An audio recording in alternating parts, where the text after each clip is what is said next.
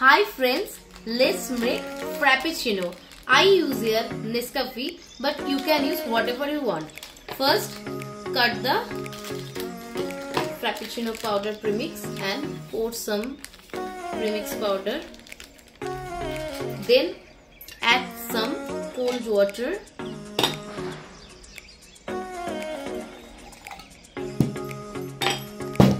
Then make some froth.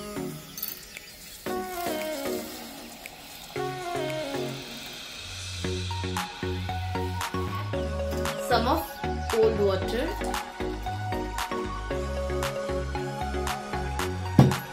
Then add ice cube. I use here 2 scoops of ice cube. Okay. Now garnish it with ready to use dollop. Just look.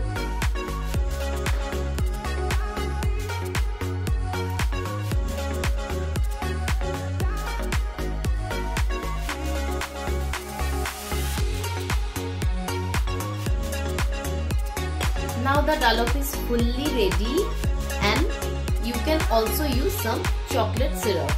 I use here Hershey's chocolate syrup for garnishing, and it looks like same of Starbucks Frappuccino, right? Oh my god! Now enjoy your drink.